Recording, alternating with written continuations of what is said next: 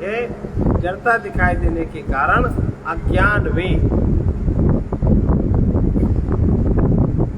तमोगुण की प्रधानता मानी गई और उस समय कारण के गुण कार्य में आ जाते हैं। इस न्याय से उन आकाश आदि में भी सत्व रजस तमस ये तीनों गुण उत्पन्न होते हैं। तीनों गुण इनमें है। वे ही आकाश आदि सूक्ष्म भूत तन्मात्रा और अपंचीकृत भूत कहे जाते हैं। इन्हीं से सूक्ष्म शरीरों और स्थूल भूतों की उत्पत्ति होती है। कारणम अनुप्रकरणमेण, कारण में जो गुण होते हैं वही गुण कार्य में उद्भूत होते हैं। कारण गुणा ही कार्य गुणानारंभते, यहाँ अज्ञान त्रिगुणात्मक है, अतः उसके कार्य आकाश आदि भी त्रिगुणात्मक होने चाहिए। सूक्ष्म भूतानि आकाश आदि भूत जब तक एक दूसरे में सम्मिलित नहीं होते तब तक सूक्ष्म भूत कहलाते हैं। एक दूसरे में जब वो सम्मिलित हो जाते हैं तब वो पंचीकरण हो जाता है। जब तक अलग अलग पांचों भूत रहते हैं तब तक वो सूक्ष्म भूत कहलाते हैं। जब तक प्रत्येक में पांचों भूतों का अंश नहीं मिलता तब तक वे अपंचीकृत कहलाते हैं और एक दूसरे से अमिश्रित अपने विशुद्ध रूप में उन्हें तन्मात्रा भी कहा जाता है।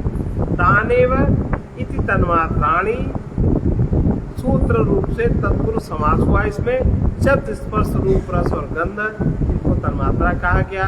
सूक्ष्म अवस्था में आकाश में केवल शब्द, वायु में केवल स्पर्श, अग्नि में केवल रूप, जल में केवल रस, पृथ्वी में केवल गंध रहता है, तथा आकाश आदि भी तन्मात्रा कहे जाते हैं। अब सूक्ष्म शरीर की उत्पत्ति किस प्रकार होती? सूक्ष्म शरीराणि सप्तदशावयवानि, सप्तदशावयवानि लिंग शरीराणि, लिंग शरीराणि अवयवास्तु ज्ञानेन्द्रिय पंचकम्, अवयवास्तु ज्ञानेन्द्रिय पंचकम्, बुद्धि मनसी कर्मेन्द्रिय पंचकम्, बुद्धि मनसी कर्मेन्द्रिय पंचकम्, वायु पंचकंचेति, वायु पंचकंचेति। ये सूक्ष्म शरीर कैसे बनता है? हम लोग जो स्थूल शरीर में बैठे हैं इसके अंदर सूक्ष्म शरीर है।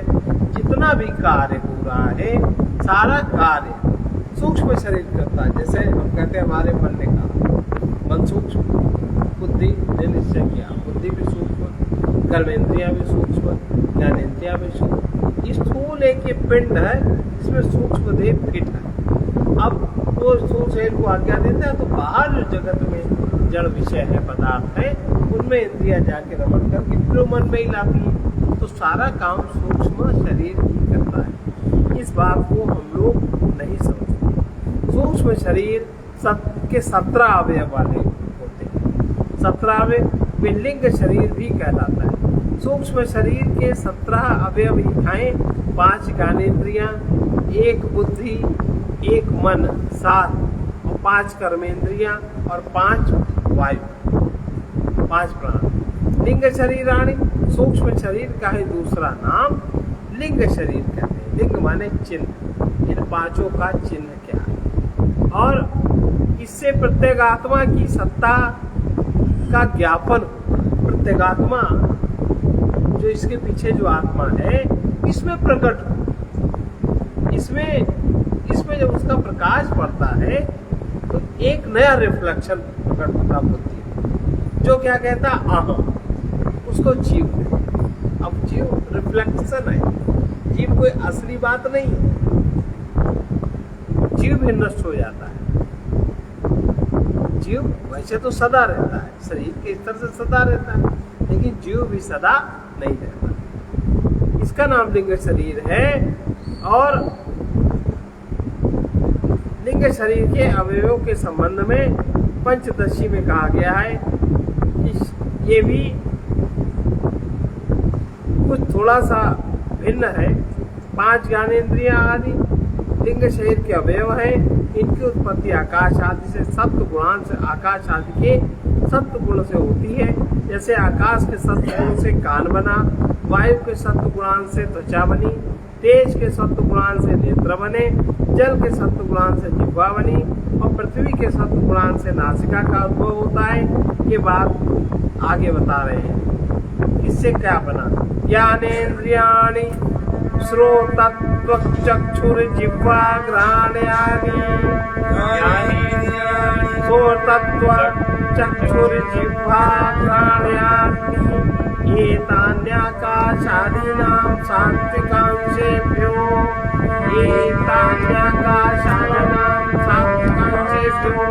व्यस्तेभ्यः पृथक् पृथक् क्रमेण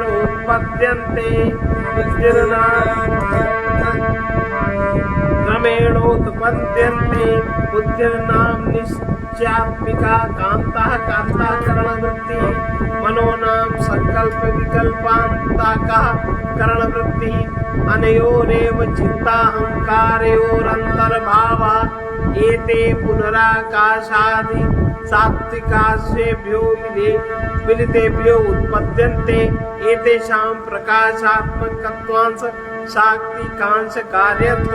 इस प्रकार इसका कार्य बता रहे हैं। कान, त्वचा, नेत्र, जिह्वा और नासिका, ये 5 ज्ञानेंद्रियां हैं। ये ज्ञानेंद्रियां आकाश आदि के पृथक पृथक सात्विक अंशों से उत्पन्न होती हैं। अंतःकरण की निश्चयात्मक, जो निश्चय करने वाली वृत्ति है, उसको बुद्धि कहते हैं, और अंतःकरण की जो संकल्प विकल्पात्मक वृत्ति है, उसको मन कहते हैं। इन्हीं दोनों बुद्धि और मन में चित्त और अहंकार का अंतर्भाव रहता है। अर्थात बुद्धि को ही चित्त तथा मन को ही अहंकार कह सकते हैं। ये बुद्धि, मन, चित्त, अहंकार आकाश आदि के समृद्ध रूप से स्थित सात्विक अंशों से उत्पन्न होते हैं। ये चारों प्रकाश रूप होने के कारण सात्विक अंशों के कार्य उनसे उत्पन्न कहे जाते हैं। क्योंकि सत्वगुण प्रकाशात्मक है, अतः उससे उत्पन्न पदार्थ भी प्रकाशात्मक होंगे। बुद्धि, मन, चित्त और अहंकार ये चारों अंतःकरण के ही रूप हैं, किंतु इनमें अंतःकरण की निश्चयात्मिका वृत्ति को बुद्धि, संशयात्मिका वृत्ति को मन और स्मरणात्मिका वृत्ति को चित्त और अभिमानात्मिका वृत्ति को अहंकार। अब इस प्रकार से ये बुद्धि और मन 5 कर्मेंद्रियों सहित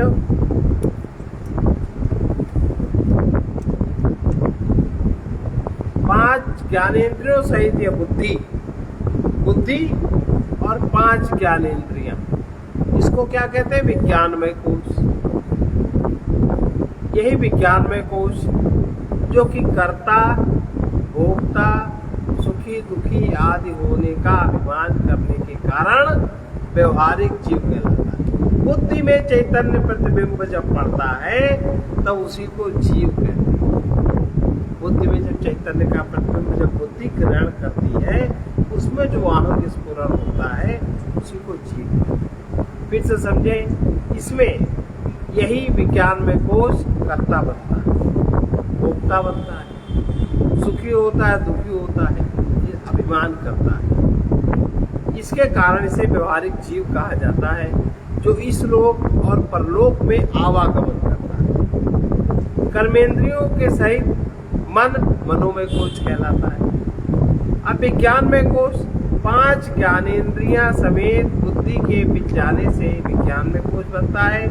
आत्मा के आच्छादक होने के कारण इसे भी कोश कहते हैं। आच्छादक होने के कारण इसे भी कोश कहते हैं। कर्तृत्व, भोक्तृत्व, अर्थात मैं करता हूँ, मैं ही भोगता हूँ, मैं जैसा कहूँगा वैसा भोगूंगा इत्यादि का अभिमान होने के कारण, जीव अज्ञान वृत्त होने के कारण अपने को कभी सुखी समझता है, कभी दुखी समझता है। वस्तुतः वो सुख दुख आदि से रहित शुद्ध ब्रह्म ही है। यही वेदांत की शिक्षा है। और 5 ज्ञानेंद्रिय समेत मन के मिल जाने से मनोमय कोश होता है। ये बात पंचदशीकार कहते हैं। सात्विक ही धीनेन्द्रिय साकम विमर्शात्मा मनोमया, व्यवहारिक माने व्यवहार करने वाला, इस प्रकार से कर्मेंद्रियों से वाणी, हाथ, पैर, गुदा, मूत्रेंद्रिय, ये 5 कर्मेंद्रियां हैं। ये कर्मेंद्रियां आकाश आदि के रजोगुण वाले अंश से अलग अलग क्रमशः उत्पन्न होती हैं, अर्थात आकाश के रजोगुण से वाक, वायु के रजोगुण से हाथ, अग्नि के रजोगुण से पैर, जल के रजोगुण के अंश से गुदा, पृथ्वी के रजोगुण से उपस्थ की उत्पत्ति। ये सब हम लोग कई बार सुन चुके हैं, इसलिए समझ में बहुत जल्दी आ जाए।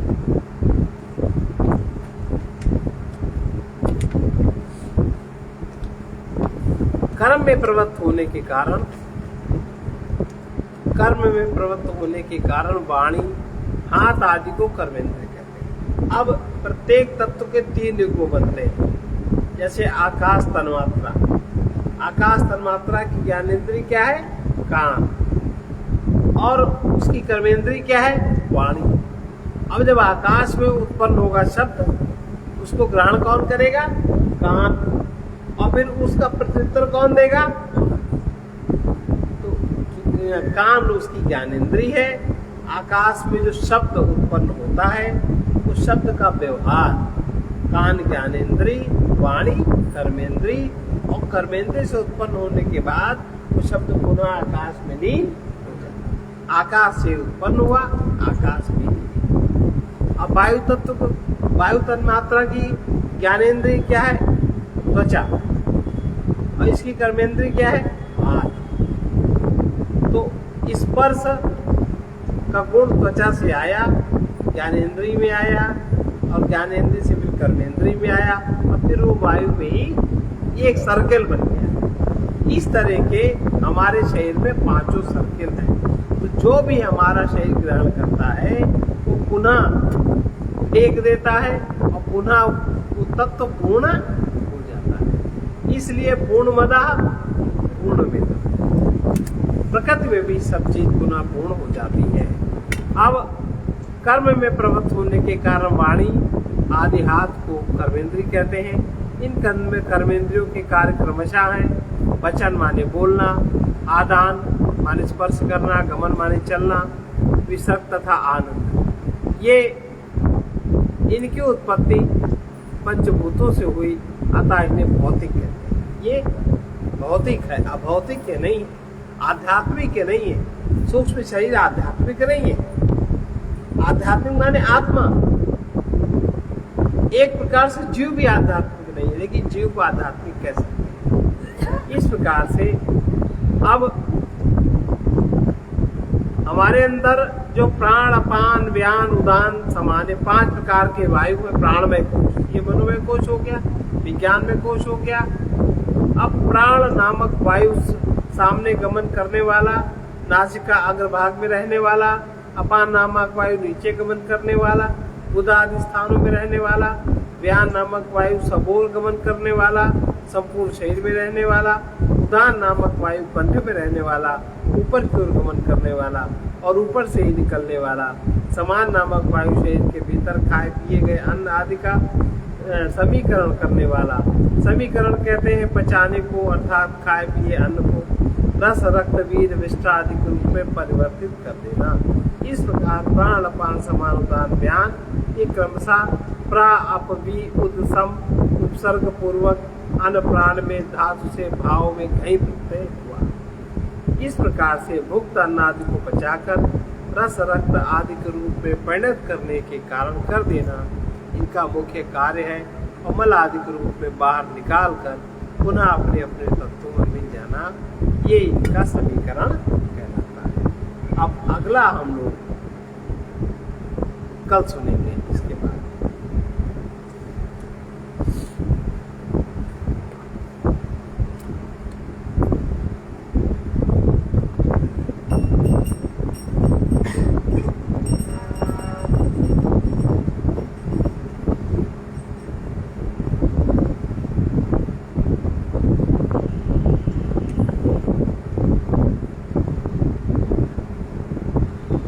वही सुलभ भगवान होता, वही सुलभ भगवान होता, वही सुलभ भगवान होता।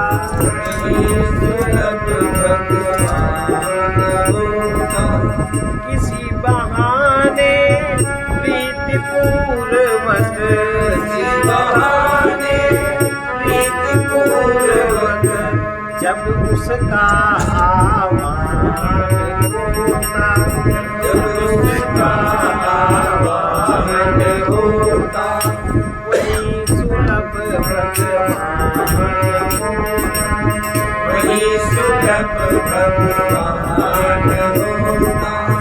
जिसकी जग से रही न आशा, जिसकी रंग से रही न आशा, भक्ति योग की अभिलाषा, भक्तियोग की अभिलाषा, प्रेम भाव से जब उसका ही, प्रेम भाव से जब उसका ही, निश दिन चिंतन ज्ञान होता, इस दिन चिंतन ज्ञान होता, वही सुलभ भगवान होता, वही सुलभ भगवान होता। जिसमें सुंदर भाव तरलता, जिसमें सुंदर भाव तरलता, सहिष्णुता संतोष सरलता, संतोष सरलता, दया क्षमा करुणा से रंजित, दया क्षमा करुणा से जहाँ स्वतंत्र विधान होता, जहाँ स्वतंत्र विधान होता, वही सुलभ भगवान होता, वही सुलभ भगवान होता। सदा अतिथि सत्कार जहाँ है, सदा अतिथि सत्कार जहाँ है, सबके प्रति शुचि प्यार जहाँ है, सबके प्रति शुचि प्यार जहाँ है, जहाँ सर्वहित कर प्रवृत्ति में, जहाँ सर्वहित कर प्रवृत्ति में भी निवृत्ति का भान होता, निवृत्ति का भान होता, वही सुलभ भगवान होता, वही सुलभ भगवान होता। इसका है सेवामय जीवन, इसका है सेवामय जीवन, भोग सुखों से अति विरक्त मन, भोग सुखों से अति विरक्त मन, उसकी संगति से मानव का, उसकी संगति से मानव का निश्चित अभ्युत्थान होता, निश्चित अभ्युत्थान होता, जहाँ सुलभ भगवान होता, जहाँ सुलभ भगवान होता। किसी बहाने प्रीति पूर्वक, किसी बहाने प्रीति पूर्वक जब उसका आह्वान होता, जब उसका आह्वान होता, वही सुलभ भगवान होता, वही सुलभ भगवान होता।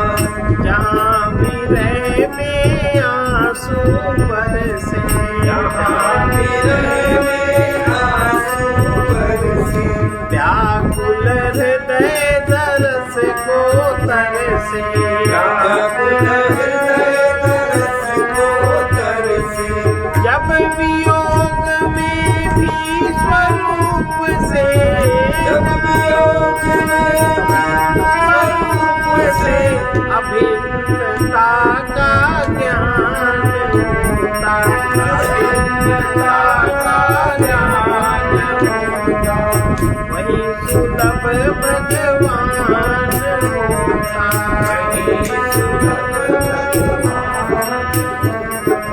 जो अपना कुछ भी न मानता,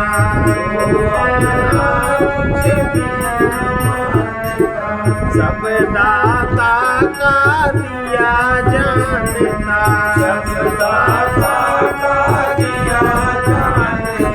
किसकी संपत्ति का दुखियों की, किसकी संपत्ति का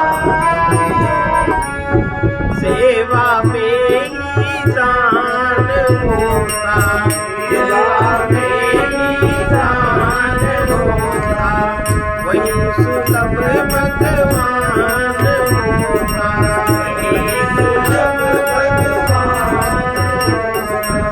अग्नि तत्व सर्वत्र व्याप्त है, अग्नि तत्व सर्वत्र व्याप्त है। दर्शन बिन होता न प्राप्त है, दर्शन बिन होता न प्राप्त है।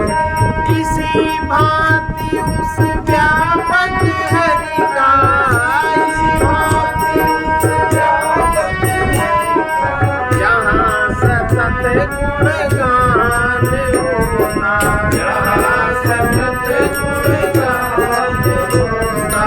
वही सुलभ भगवान होता, वही सुलभ भगवान। धन धन में न जहाँ ममता है, धन धन में न जहाँ स्वार्थ रहित जिसमें समता है, स्वार्थ रहित जिसमें समता है।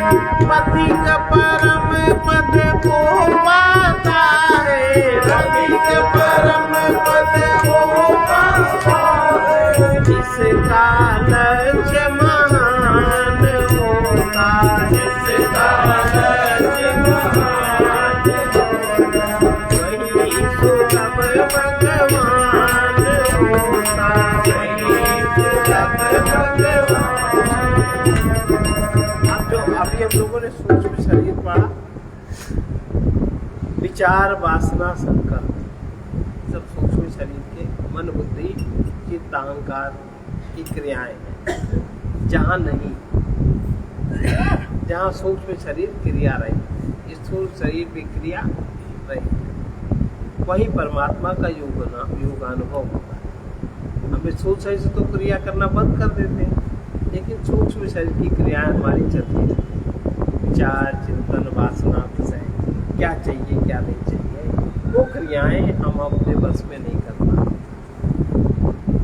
तब तक परमात्मा का अनुभव भी नहीं होता। जब ये क्रियाएं बस में हो जाती हैं तब योगानुभव होता है। और जब हम खोज छोड़ते, मैं जहाँ खो जाता है, मैं का स्फुरन बुद्धि में ही तो है, वो जहाँ समाप्त हो जाता है तहाँ सत्य को, आत्मबोध को पा लिया जाता है। जहाँ कोई दूसरा है नहीं, वही सच्चिदानंद घन विद्यमान है। अपने को अस्वीकार किए बिना, माने अहंकार हो गया, मैं अस्वीकार किए बिना ईश्वर की स्वीकृति संभव नहीं। मैं नहीं हूँ, केवल प्रभु ही है।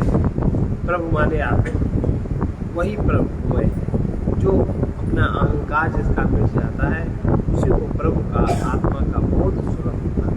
सर्वे भवन्तु सुखिनः, सर्वे सन्तु निरामयाः, सर्वे भद्राणि पश्यन्तु मा कश्चित् दुःखभाग् भवेत्।